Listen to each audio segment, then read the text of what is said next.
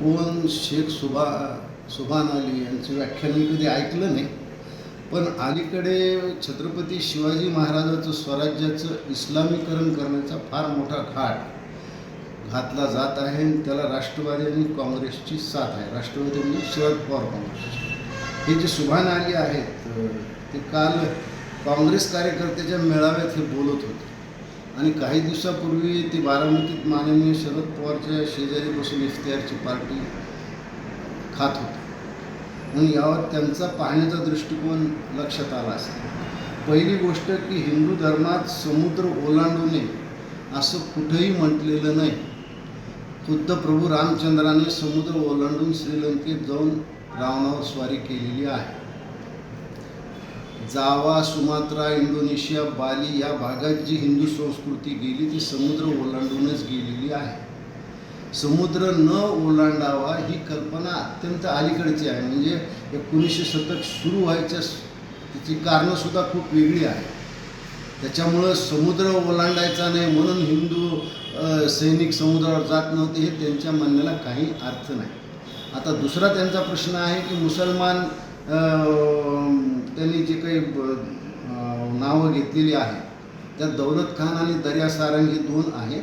सुरुवातीला आपले लोक हे त्या समुद्र लढाईला किंवा समुद्राच्या एकंदरीत त्या यंत्रणेत सक्षम नव्हती आणि ती सक्षम व्हावी म्हणून महाराजांनी या लोकांना नोकरीला ठेवलं होतं.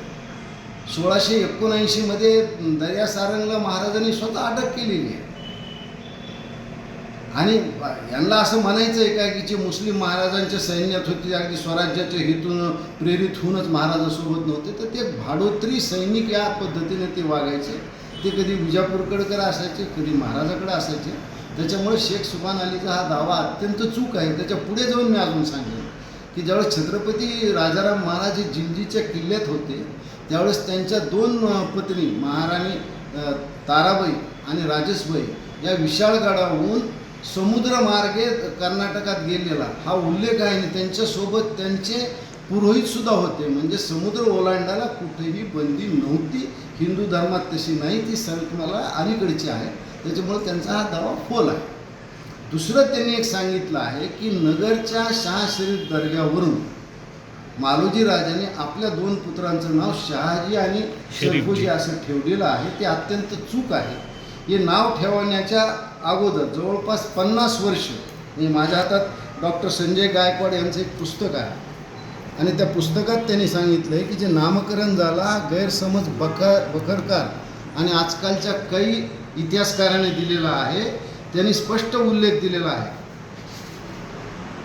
की 14 मार्च 1568च्या पत्रात साखर खेडलेला ज्या गावाची मुकदमी राजश्री शरीफजी राजे भोसले यांच्याकडे होती. म्हणजे यांचे नाव ठेवण्याच्या अगोदरपासून म्हणजे किमान 1540च्या पूर्वीपासून सुद्धा शहाजी आणि सरफोजी ही नावं मराठा घराण्यात आणि भोसले घराण्यात होती. म्हणून त्याचा हा दावा अत्यंत खोटा आहे. छत्रपती शिवाजी महाराजांच्या राज्यात धर्माच्या नावाखाली कुणावर अन्याय होत नव्हता आणि कुणाचं लांबून चालन होत नव्हतं. पण शिवाजी महाराजांनी एक पत्र आपले धाकटे भाऊ व्यंकोजी राजे यांना लिहिलेलं. त्या पत्रात त्यांनी असं स्पष्ट सांगितलं आहे की मी तुर्कांना मारतो. तुर्क इथं मुस्लिम या अर्थानं शब्द आहे आणि तुम्ही तुर्काला नोकरीला ठेवता. म्हणजे तुम्ही जर तुर्काला नोकरीला ठेवलं तर तुमचा विजय कसा होईल.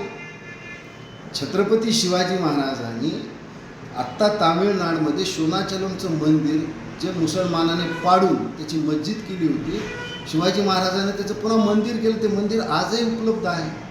गोव्यामध्ये नार्वेला सप्तकोटीश्वराचं मंदिर जे पाडून मस्जिद झाली होती, छत्रपती शिवाजी महाराजांनी त्याचं पुन्हा मंदिर बांधलेलं आहे. मराठ्यांचा राज्य करण्याचा उद्देशच होता हिंदू धर्माला संरक्षण.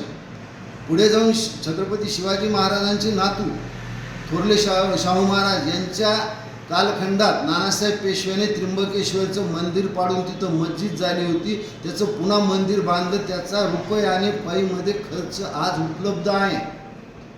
उज्जैनचं महाकालेश्वरचं मंदिर सुलतान इल्तुतमिशनं पाडलं होतं. राणोजी शिंदेचे दिवाण रामचंद्र बाबा सुकटणकर यांनी त्याचं पुनरुज्जीवन केलं. मराठीच असे एकमेव या हिंदुस्थानात आहेत की ज्यांनी मुसलमानांनी मंदिर पाडून मस्जिद केली, ती मस्जिद पाडून पुन्हा तिथं मंदिर उभारलेलं आहे. त्याच्यामुळे शिवाजी महाराज हिंदू धर्माचे रक्षकच होते. खुद्द संभाजी महाराजाच्या दानपत्रात तसा उल्लेख आहे की माझे पिता कसे होते, तर म्लेंचे क्षय दीक्षित, म्हणजे तरुण वयात म्लेंचांचा क्षय करायचा, नाश करायचा याची शपथ घेतलेली होते. खुद्द संभाजीराजेच म्हणतात. आता संभाजीराजे इतकं तर आपल्या पित्याला कोणी ओळखत नसेल. त्याच्यामुळे हे दावा खोटा आहे. आणि अशा पद्धतीनं छत्रपती शिवाजी महाराजाच्या महान कार्याचं जर कोणी इस्लामीकरण करत असेल तर महाराष्ट्र नवनिर्माण सेना त्याला कडाडून विरोध करते. एबीपी माझा, उघडा डोळे बघा नीट.